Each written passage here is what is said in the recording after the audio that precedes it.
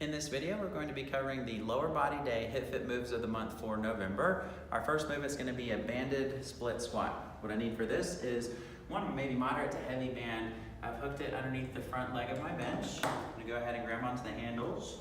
Come on up to a standing position. Make sure the chest is nice and tall. I'm going to find my split squat stance, stepping one leg back. From here, I'm working to get my back knee as close to the bench as I can, making sure my front knee isn't driving over the toes, and then pressing back up to the standing position. Let's do that one more time. Come on down. For a different option, you could just go into more of a shallow squat, so not coming down into that full range of motion, and then right back up. So you guys, that is our banded split squat. For the next movement, we'll be covering the straight leg raise. For this one, it's just gonna be body weight. I'm gonna start off in a standing upright position.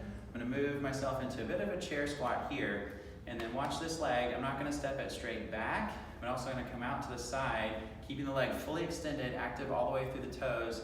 I'm thinking of the outer shelf of the hips and buttocks here, very isolated movement.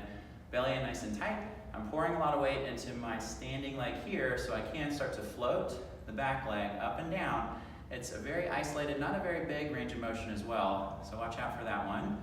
For another option, if you didn't want to be in a bent-legged position, we could find the lead leg extended, working on that same action, a lift, lower, lift, and lower. All right, guys, that is our straight leg lifts. For the final movement, we'll be working on the wide single leg RDL. For this one, I need one moderate to heavy dumbbell. I also need to find myself in a nice wide-legged base. From here, watching out for form in my back, keeping my spine extended, taking hold of the weight.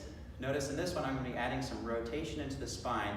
So as I move into the RDL, I'm going to twist my torso to the opposite foot, keeping my spine nice and long. And then I think about using hamstrings and hips to squeeze my way back up to the standing position. See that one more time. Hinging, twisting, and then lifting right back up. If the twisting bothers the low back, we're going to find another option, just coming straight down to the ground and back up. Same idea, keeping the spine nice and tall, nice and long, and then use control to lift back up. And you guys, that is our wide single leg RDL.